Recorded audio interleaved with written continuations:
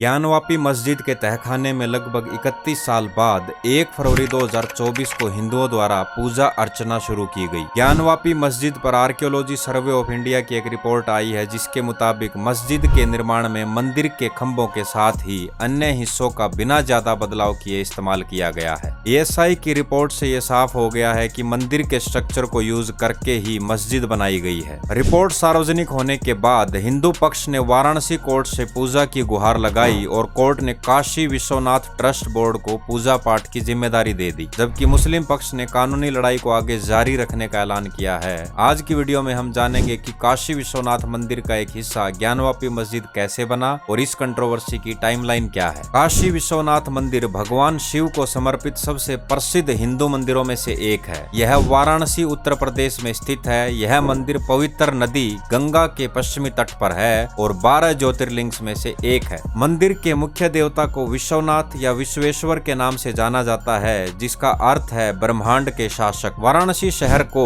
काशी भी कहा जाता है, इसीलिए इस मंदिर को काशी विश्वनाथ मंदिर कहते हैं। विश्वनाथ मंदिर को एक बार नहीं बहुत बार तोड़ा गया है। ईसा पूर्व 11वीं सदी में राजा हरिश्चंद्र ने विश्वनाथ मंदिर का जीर्णोद्धार कराया था। इसके बाद सम्राट विक्रमादित्य ने इसको रेनोवेट करवाया। हिस्टोरियंस के अकॉर्डिंग इस मंदिर को सन 1194 में मोहम्मद गोरी द्वारा तोड़ा गया था। इसके बाद इसको फिर से बनाया गया, लेकिन एक बार फिर इसे सन 1447 में जौनपुर के सुल्तान महमूद शाह द्वारा तोड़ दिया गया। डॉक्टर AS भट्ट ने अपनी किताब दान हारावली में बताया है कि टोडरमल ने मंदिर का पुनर्निर्माण 1585 में करवाया था। राजा टोडरमल की सहायता से पंडित नारायण भट्ट द्वारा इस स्थान पर फिर से एक भव्य मंदिर का निर्माण किया गया। इस भव्य मंदिर को सन 1632 में शाहजहां ने आदेश पारित कर इसे तोड़ने के लिए सेना भेजी थी। सेना हिंदुओं के प्रबल प्रतिरोध के कारण विश्वनाथ मंदिर के केंद्रीय मंदिर को तो नहीं तोड़ सकी, लेकिन काशी के 63 अन्य मंदिर तोड़ दिए गए। 18 अप्रैल 1669 को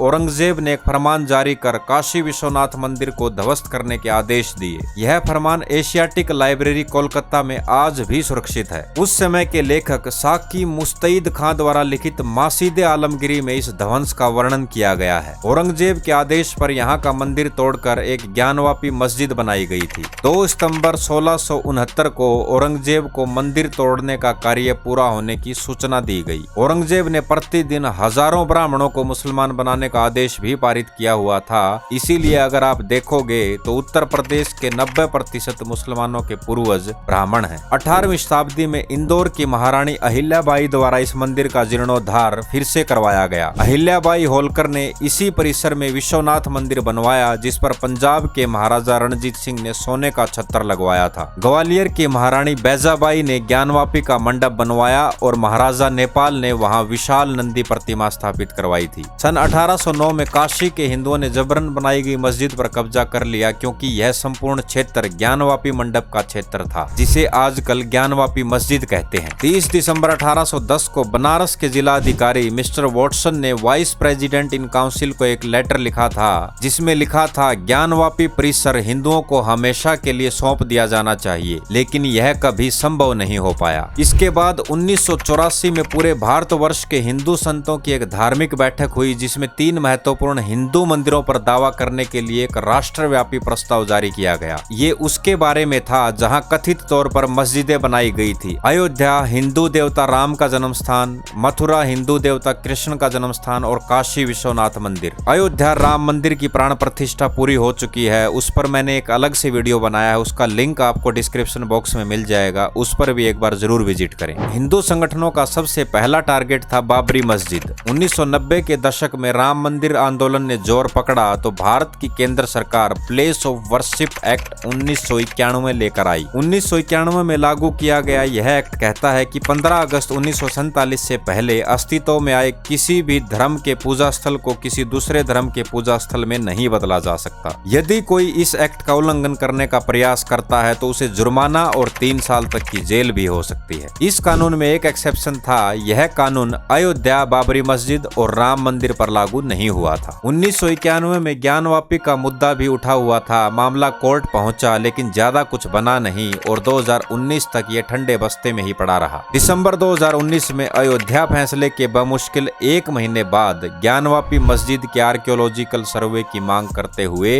वाराणसी वाराणसी सिविल कोर्ट में एक नई याचिका दायर की गई। अगस्त 2021 में 5 हिंदू महिलाओं ने वाराणसी सिविल कोर्ट में एक याचिका दायर की और कथित तौर पर ज्ञानवापी मस्जिद के भीतर स्थित मां श्रृंगार गौरी, गणेश, हनुमान और नंदी की मूर्तियों की पूजा करने की अनुमति मांगी। महिलाएं विश्व वैदिक सनातन संघ से जुड़ी हुई हैं। लगभग 32 साल तक दोनों पक्षों के पटिशनर कभी डिस्ट्रिक्ट कोर्ट, कभी हाई कोर्ट और कभी सुप्रीम कोर्ट, कभी परमिशन मिलना, कभी स्टे लग जाना, यही चूहे बिल्ली का खेल खेलते रहे। लेकिन आखिरकार वो दिन भी आए जिसमें ज्ञानवापी मस्जिद का सर्वे भी हुआ और रिपोर्ट भी रिलीज हुई। लेकिन एक चीज अभी बाकी है, ज्ञानवापी में वजू खाने का सर्वे, जिस पर सुप्रीम कोर्ट ने स्टे लगा रखा है। मुस्लिम पक्ष का कहना है कि ये फवारा है, जबकि हिंदुओं का कहना है कि ये शिवलिंग है। आर्कियोलॉजिकल सर्वे ऑफ इंडिया ने अपनी रिपोर्ट में बताया है कि मस्जिद की पश्चिमी दीवार पूरी तरह हिंदू मंदिर का हिस्सा है। सर्वे में 32 शिलापट और पत्थर मिले हैं जो वहां पहले हिंदू मंदिर होने के सबूत देते हैं। शिलापटों पर देवनागरी, तेलुगु और कन्नड़ में आलेख लिखे हुए हैं। कुछ खंभों से हिंदू चिन्हों को मिटाया गया है। तहखाने में हिंदू देवी देवताओं की मूर्तियां मिली हैं। एक जगह महामुक्ति मंडप भी लिखा है। मंदिर के जो पिलर थे उन्हीं का इस्तेमाल मस्जिद बनाने के लिए किया गया।